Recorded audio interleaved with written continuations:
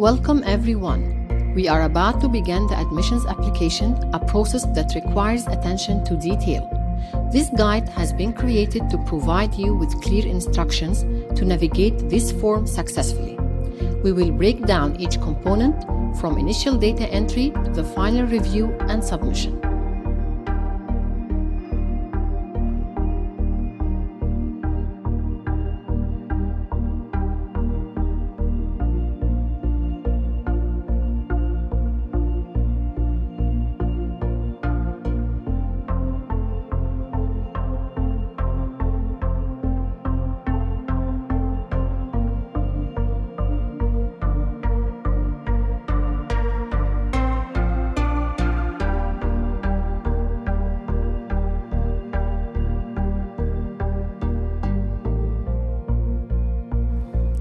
Now that the family information is complete, let's move on to the next step, the student's information.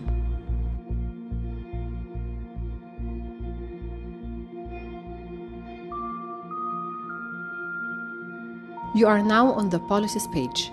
It's essential that you review all the information in this section carefully.